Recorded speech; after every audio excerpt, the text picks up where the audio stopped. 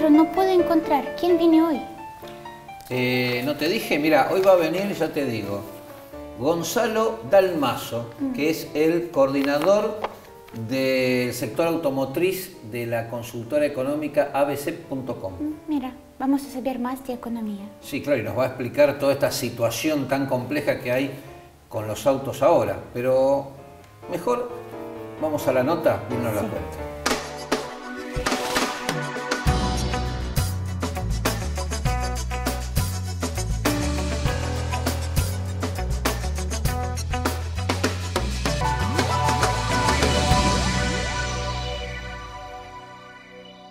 En nuestra entrevista de hoy nos acompaña el licenciado Gonzalo Dalmaso, quien es coordinador de análisis del sector automotriz de la consultora económica abc.com. Gonzalo,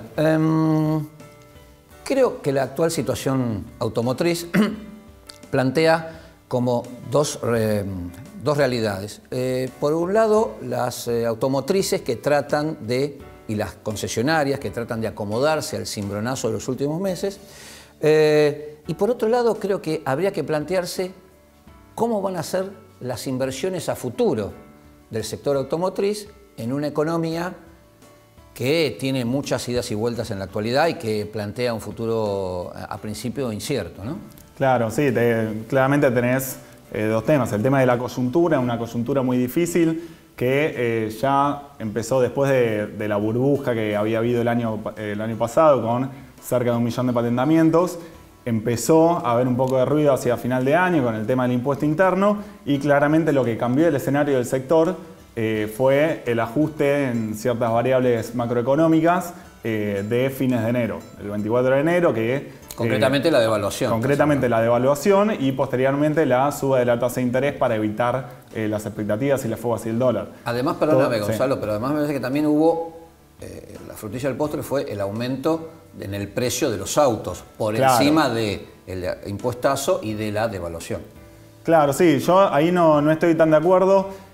Nosotros seguimos el precio de los autos en base a las guías oficiales de precios que publica Cara. Nosotros tenemos nuestro índice, nuestro propio índice de precios. Y lo que teníamos es que, o sea, si mirás hasta hoy, el aumento de precios fue de alrededor del 55% interanual contra, como vos decís, una devaluación del 50%. Pero si le sacás el tema del impuesto a alta gama, el aumento de precios fue en torno al 46% contra una devaluación interanual, como decíamos, del 50%. O sea, ¿y cuánto si mirás, los nacionales sí, fueron un aumento del 42%, mientras que los importados aumentaron 48-49%. Los importados me refiero de Brasil y de México, sacando los de extrazona que aumentaron más del 100% por el tema del impuesto. Pero como decís, claramente tuvo un alto traslado al precio de los vehículos.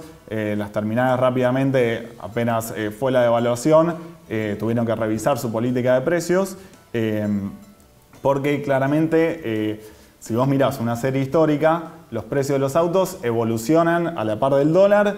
Primero, porque el 60% del mercado son autos importados y dentro del 40% nacional tenés un contenido importante de piezas importadas. Entonces, no hay un dato preciso, pero se estima que más del 50% de un vehículo nacional tiene un contenido de piezas importadas.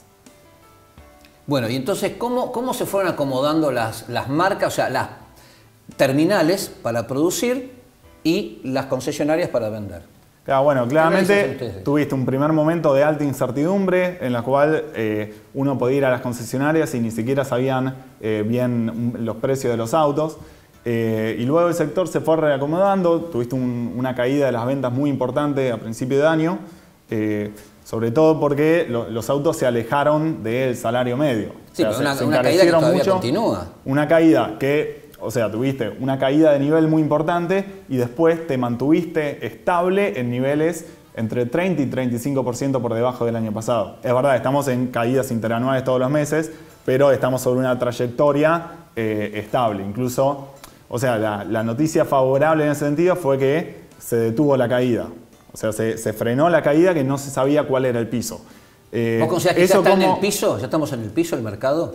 O sea, el mercado encontró un piso a raíz de, sobre todo, del uso del ancla cambiaria nuevamente, o sea, el tipo de cambio como ancla cambiaria. El gobierno devaluó, hizo un shock devaluatorio y después mantuvo el tipo de cambio.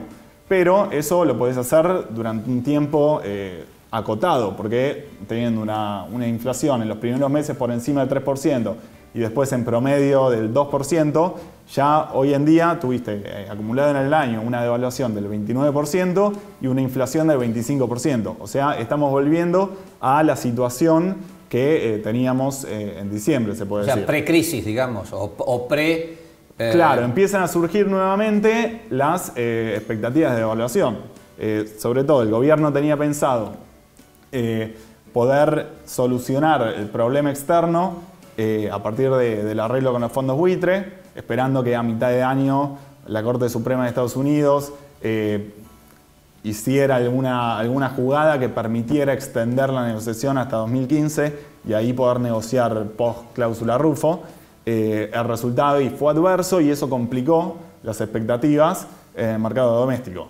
Entonces, tuviste que se te complicó el frente externo, además tenés perspectivas de exportaciones a la baja porque el precio de la soja para el año que viene está un 20% por debajo de lo de este año, porque Brasil ya entró en recesión y te complica tus exportaciones industriales. Entonces, el efecto de esta recesión que estás teniendo sobre las importaciones es bastante bajo, o sea, no te generó un saldo comercial más amplio, que es lo que te suele generar las crisis. Además tenés el tema de la rigidez de las importaciones de energía, también son muy altas. Entonces el frente externo se te complica. Por el lado interno, el gobierno se confió con esta estabilidad cambiaria y no aprovechó para avanzar en la corrección de las cuentas fiscales. O sea, ahora tenés un déficit fiscal que es divergente y es explicado fundamentalmente por los subsidios a la energía que vienen creciendo al 112% interanual.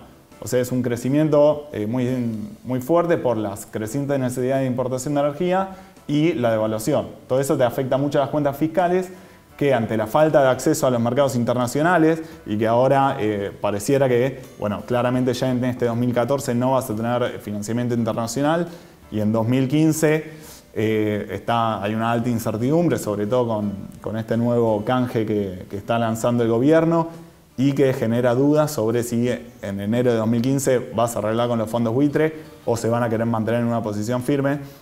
Entonces, en ese escenario, vos no ajustaste la situación interna y hoy tenés una presión, o sea, tenés necesidades de financiamiento del Tesoro muy importantes, emisión de dinero y una presión sobre los instrumentos del Banco Central muy alta.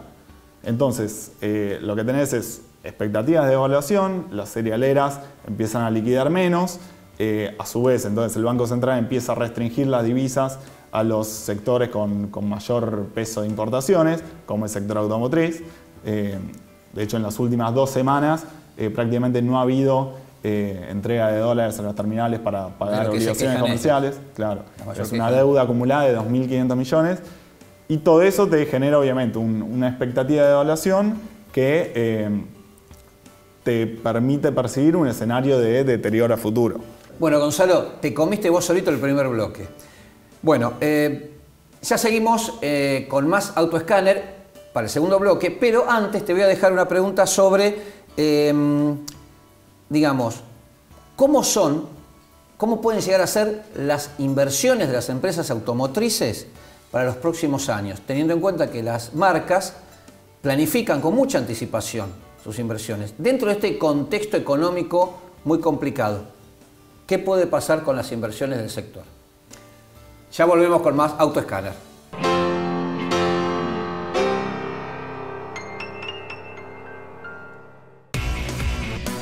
Donde el rendimiento importa, encontrarás Total Quartz.